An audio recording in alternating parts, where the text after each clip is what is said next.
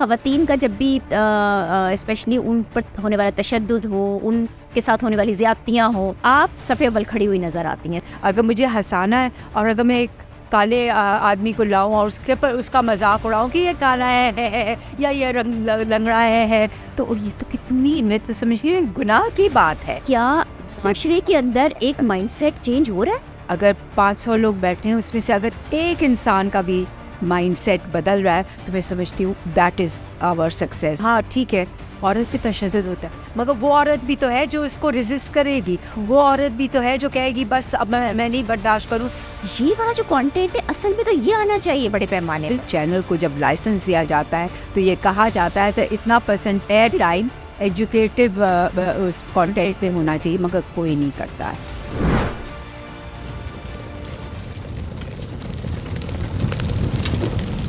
अस्सलाम वालेकुम, आप देख रहे हैं जेंडर टॉक्स और मैं हूं नाजिया आशर। आर्ट एक ऐसा मीडियम है जिससे माशरे की सोच बदली जा सकती है, माशरे की शक्ल को तब्दील किया जा सकता है, माइंडसेट को चेंज किया जा सकता है। पाकिस्तान में जेंडर बेस्ड वायलेंस से मुताल्लिक बहुत सारे कवानीन मौजूद हैं, कानून साजी भी की गई है, लेकिन उसके बावजूद इन कवानीन पर जो इतलाक़ है वो एक बहुत बड़ा चैलेंज है, जिसकी सबसे बड़ी वजह आगाही की कमी है। और यह आगाही मुख्तलिफ फोरम्स के ज़रिए, मुख्तलिफ मीडियम्स के ज़रिए दी जा सकती है, और ऐसा ही एक मीडियम है आर्ट।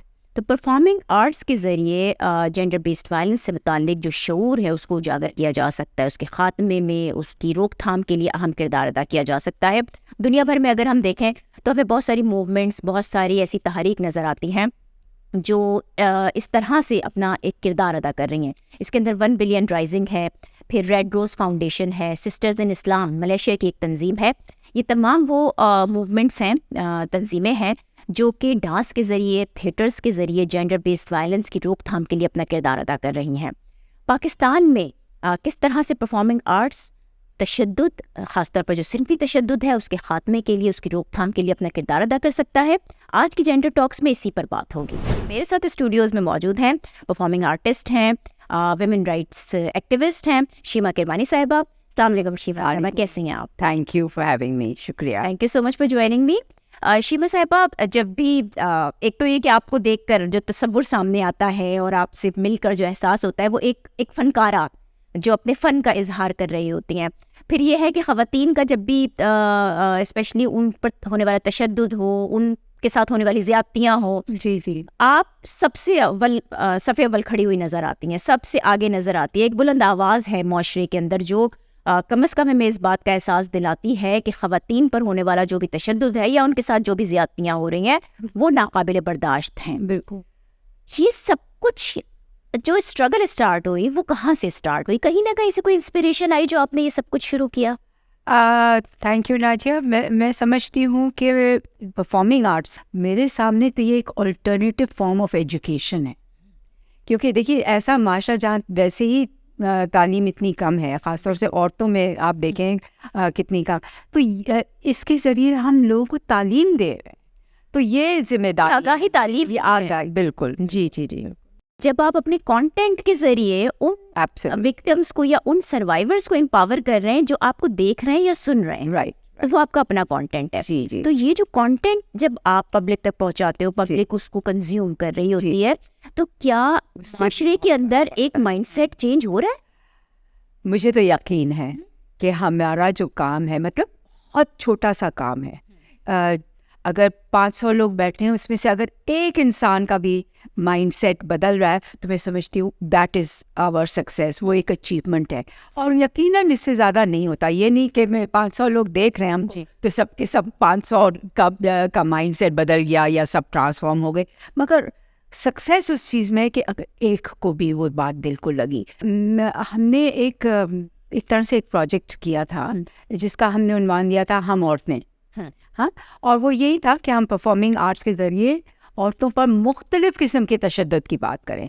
जी ना, सिर्फ तशद्दुद सिर्फ फ़िज़िकल नहीं होता, और फिज़िकल भी जब होता है तो उसके भी मुख्तलिफ फॉर्म होते हैं। इंसेस्ट होता है जो घरों में होता है, जब आपके इस पर बात अंकल्स और माँ बाप और मामू और खालू कर रहे होते हैं छोटी छोटी बच्चियों के साथ, और उसमें माएँ भी कह देती हैं नहीं नहीं बेटी खामोश रहना, इज्जत की बात है, घर की बात बाहर नहीं निकल। तो वो ट्रॉमा तो ज़िंदगी भर रह जाता है ना लड़की के साथ। इसी तरह से रेप का मसला और मैरिटल रेप का भी। अब आप देखें कि इस किस्म के इश्यूज़ भी हम अपने नाटक में उठा सकते हैं और उठा लेते हैं, और हमें कभी हमारे ऑडियंस की तरफ से ये नहीं हुआ कि हाय हाय हाय ये क्या बात हुई, बल्कि लोगों को, मुझे हमेशा लगा कि जो देखने वाले हैं वो यूँ मुंह खोल के देख रहे होते हैं, क्योंकि ये सारी कहानियाँ वही हैं जो हमारे साथ इर्द गिर्द रहे हैं, और वो शायद वो बर्दाश्त कर रहे होते हैं। तो एक हमने बनाया था मतलब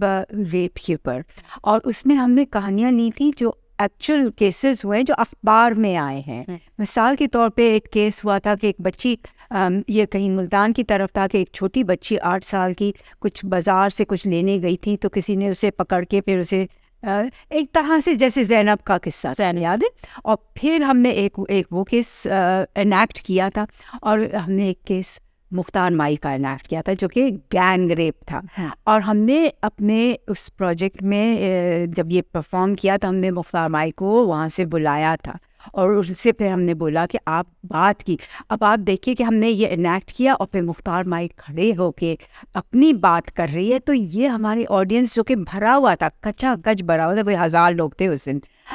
इतने, मैं समझती हूँ इतना एम्पावरमेंट, इतना कि सर्वाइवर खुद मौजूद है और वो आवाज़ था नाजिया, उसका ऐसी एनर्जी, ऐसे वाइब्रेशंस हॉल में थे जैसे कि पता नहीं इस वक्त इनकलाब आ जाए। क्योंकि आप देखें कि सर्वाइवर्स जब खुद बात करती हैं, इसमें हमने एक और कायनात सुमरो, एक और का, और उसको भी बुलाया हुआ था, उसने भी अपनी उसकी स्टोरी पहले हम लोग उसके बाद 3-4 स्टोरीज हम लोग एनैक्ट किए, और फिर वही लोगों ने अपनी अपनी बात की। तो दे वर ऑल्सो फीलिंग कि एक तो वो इतने वैलिडेट अपने आप को समझ रहे थे ना, वैलिडेटेड किया, हमको एक्नॉलेज किया, हमको मनाया गया, हम हेरोइन हैं इस शाम के, इस दिन की, वही हमारी हीरोइंस है। और मैं यही चाहती हूँ कि हाँ, ऐसी लोगों को अगर हम हीरोइन बनाए तो हम समाज में बहुत बड़ी तब्दीली ला सकते हैं, क्योंकि इतना असर होता है आपके दिमाग पे उस वक्त,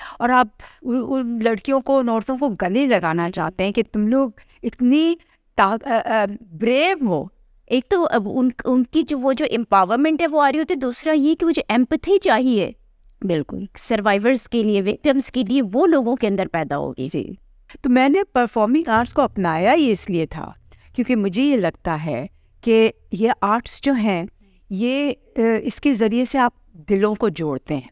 देखिए, अगर मैं आपको खड़े होके किसी की कहानी एक्ट करके दिखाती हूँ, और उसमें गाना भी है, उसमें मूवमेंट भी है, उसमें डांस भी है, उसमें से, और तो आपको बहुत इंटरेस्ट होता है, और वो कहानी अगर आपको लगे कि हाँ ये तो मेरी कहानी है, या ये मेरे इर्द गिर्द की कहानी है, तो फिर एकदम आप कनेक्ट करते हैं।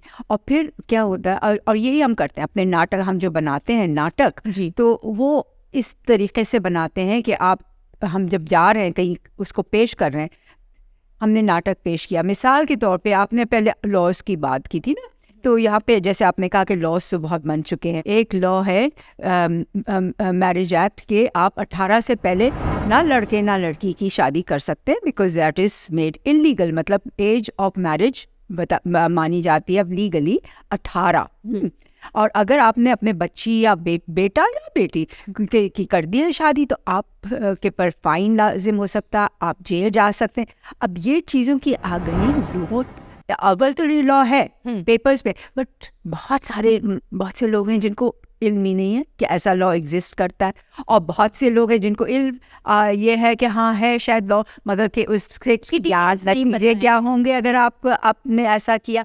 तो ये सारी चीज़ें हम अपने नाटक के ज़रिए करते हैं और एक कहानी सुनाते हैं। तो फिर क्या होता है कि लोग जो देख रहे हैं उसमें से कुछ लोगों को एक तो ये कि कहानी सुनते हुए और देखते हुए लोग ओपन अप कर जाते हैं। मतलब उनको जब ये महसूस होता है कि ये हमारे बारे में है, तो फिर वो बात करने के लिए तैयार हो, उसको रिलेट करते हैं, उसके साथ रिलेट करते हैं, और उसके ऊपर यकीनन उनको अगर कोई हेल्प चाहिए होती होगी तो वो भी लेते हो। बिल्कुल। तो फिर ये मैं कह रही हूँ कि हर दफ़ा हम जब नाटक पेश करते हैं ना, तो उसके बाद एक डायलॉग होने लगता है, एक गुफ्तगू खुल जाती है, क्योंकि एक ओपननेस हो जाती है कि हाँ चले, अगर इस लड़की के साथ हुआ है तो हमारे साथ भी हुआ है, तो हम बात कर सकते हैं। वरना इंसान छुपा के रखता है अपनी चीज़ें।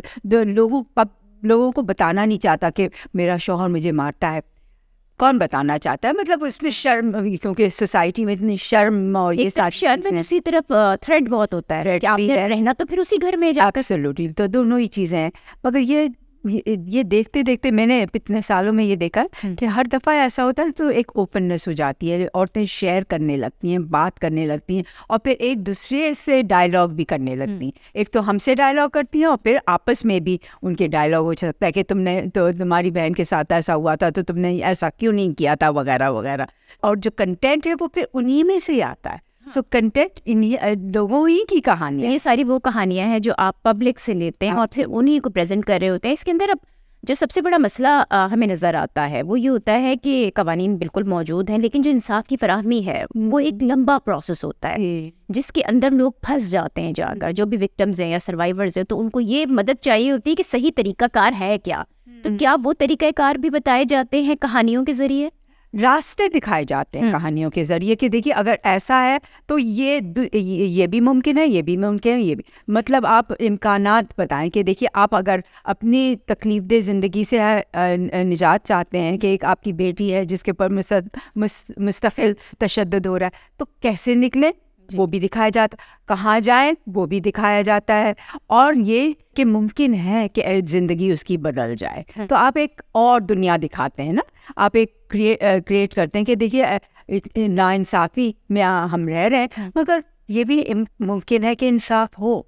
तो हम सारी पिक्चर्स सामने रखते हैं लोगों के, तो वो खुद ही तय करें कि हाँ हम, क्योंकि हम ये तो जवाब तो नहीं दे सकते, हम उनको फाइनल जगह पे तो नहीं, सिर्फ दिखा सकते हैं कि ये मुमकिन है। अच्छा, एक और अहम जो इसका नुक्ता है ना वो ये है कि थिएटर का जब नाम आता है ना तो वो यही समझा जाता है शहरों के अंदर बड़ी बड़ी स्क्रीन्स के ऊपर जो है वो थिएटर्स हो रहे हैं।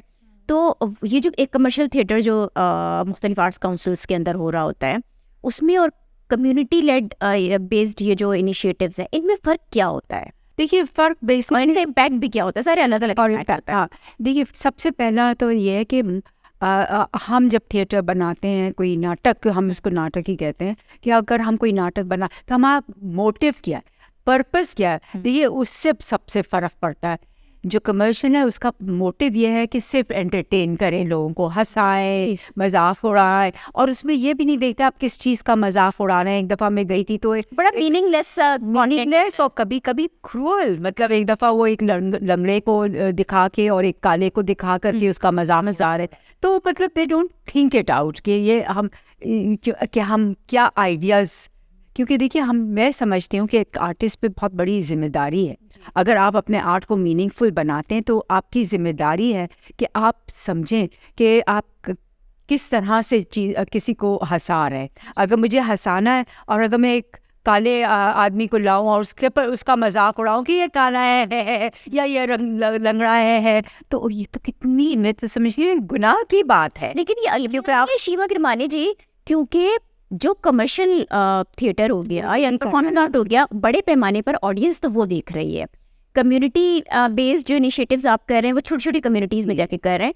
ये वाला जो कंटेंट है असल में तो ये आना चाहिए बड़े पैमाने पर। बिल्कुल ये आना चाहिए। तो ये तो फिर यही बात है ना कि ये तो आर्टिस्ट की जिम्मेदारी है, हर आर्टिस्ट को समझना चाहिए। देखिए टीवी की भी आप देखिए सबसे बड़ा व्यूअरशिप तो टीवी की है इस वक्त। मैं ये कहती हूँ और मैं इस पॉडकास्ट के जरिए अपील करती हूँ उन सारी एक्टर्स, फीमेल एक्टर्स से जो वो रोल कर लेती है जहाँ पे औरत को बिल्कुल कमतर और डिमीन नजर तशद्दुद का शिकार होते हुए दिखाया जाता है। वो पिटना या अपने ऊपर होता हुआ तशद्दुद जो होता है उसको बर्दाश्त करने का सबक दे रही होती हैं। बिल्कुल, तो यही तो मैं कह रही हूँ कि मैं अपील करती हूँ कि ऐसे रोल्स मत करें। आप कहे कि हाँ ठीक है औरत पे तशद्दुद होता है, मगर वो औरत भी तो है जो इसको रेजिस्ट करेगी, वो औरत भी तो है जो कहेगी बस अब मैं नहीं बर्दाश्त करूँ। मगर आप ग्लोरीफाई उस औरत को करते हैं जो कि नीचे से नीचे गिरती जा रही है और कह रही है कि हाँ ठीक है और मान लो और मान लो। रोमांटिसाइज भी करते हैं इसको, रोमांटिसाइज, ग्लोरीफाई, हर चीज़ करते हैं।